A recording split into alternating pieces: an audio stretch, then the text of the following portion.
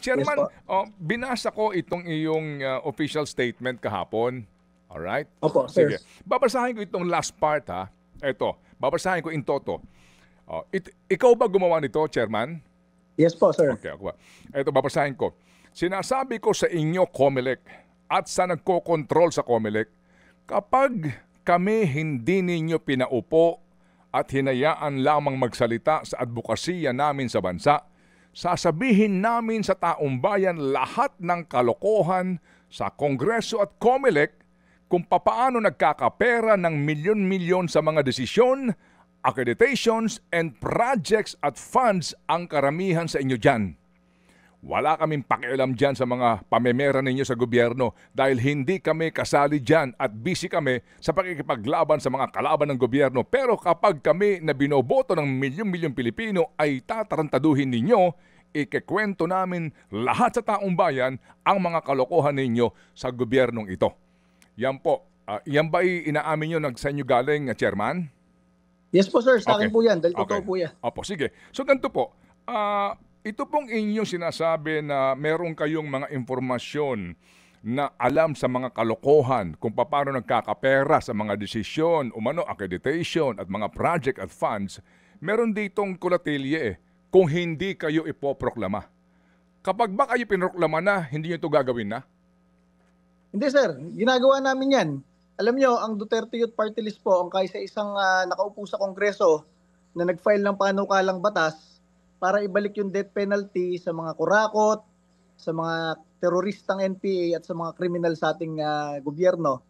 Ngayon, wala nga po nagko-co-author sa amin kasi tungkol yan sa plunder at corruption po yung death penalty na ibinabalik natin. Opo, pero yun po'y panukala. Pero dito po kasi sinasabi nyo, opo, sasabihin namin sa taong bayan lahat ng kalokohan. Ibig sabihin po, mag-expose kayo ng mga katarantaduhan, kalokohan. Pati kaninyo doon sa mga aregluhan ng kaso sa COMELEC. Iba ho yun sa pag-file ka ng bill, no? Concerning plunder or death penalty sa whatever. Iba ho yung may sinasabi ka na may alam kayo na dapat isiwala sa taong bayan. Ano po yung alam nyo na yon? Yes, ganito na lang, sir, para mabilis na statement po. Kami po sa Duterte Youth Party List ay binoto ng lampas 2 milyong Pilipino.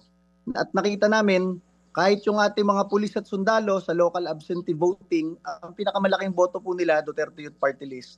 Ang ating po mga OFW sa iba't ibang bansa, Amerika man yan, Middle East, Hong Kong, and everywhere, Duterte Youth Party List po ang binoto. Ibig sabihin, napakaraming Pilipino po, OFW man yan, pulis o sundalo man yan, ay nagtitiwala sa Duterte Youth Party List. Ngayon po, hindi kami makaupo sa Kongreso, kami ibinoto. Alam nyo, ito yung warning ko dyan sa Kongreso, warning ko sa gobyerno, warning ko sa COMELEC. Alam nyo, kami sa Duterte Youth Party List, ang aming advokasya lamang talaga ay labanan yung recruitment ng ating mga kabataan papuntang NPA. Ayaw namin masayang ang buhay nila. Kaya nga po ang aming nominees, isa galing UP, isa galing Philippine Military Academy, isa galing Philippine National Police Academy. Hindi nyo pinapaupo. Yung proklamasyon namin kahapon, itinigil nyo. Alam nyo, sa tagal natin sa gobyerno, alam natin yung napakaraming kalokohan sa Kongreso at sa COMELEC kung paano gumagawa ng pera dyan. At kami, tinanggalan kami ng pondo sa Kongreso, kaya kayang-kaya namin sabihin kung anong pinagkakaabalahan ng mga kongresista dyan at ng mga opisyal ng COMELEC sa paggawa ng mga decision at sa mga accreditation ng mga party list.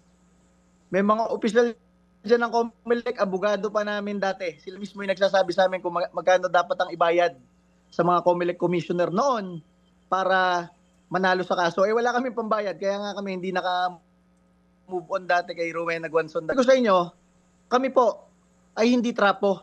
Yung parang kapag panahon na namin sa Kongreso, kami naman ang mangungurakot. Wala kami pakialam dyan sa mga kurakutan sa gobyerno. Dahil kami nga, nagkadete, galing PMA, galing PNPA, ang mga kasama namin, puro opisyal ng Armed Forces at PNP na inaalay ang buhay para sa bansa.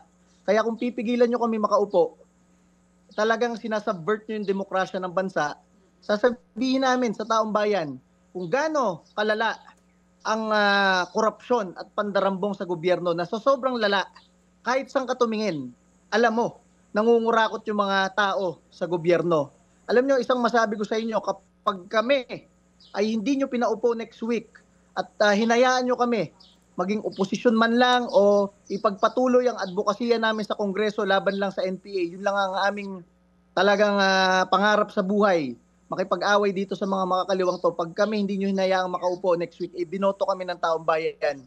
Sasabihin namin, yang hindi sinasabi ng mga kongresista at ng mga dating kongresista kung paano nangungurakot ang mga tao sa gobyerno. Wala kaming pakialam kahit mamatay kami. Dahil yan naman talaga ang pangarap namin sa buhay dati, mamatay para sa bansa bilang sundalo, bilang pulis. Ngayon, ibinoto kami ng 2 milyong Pilipino, ayaw nyo kaming paupuin. Kami ang binoto ng mga pulis at sundalo, mga OFWs at milyong-milyong Pilipino, ayaw nyo kaming paupuin. Ay, sasabihin namin next week, kapag hindi nyo kami pinaupo hanggang next week, sasabihin namin yung paraan na nagbebenta ang COMELEC ng mga desisyon, accreditation, at sasabihin namin kung bakit ang mga tao sa gobyerno nakatutok sa mga proyekto.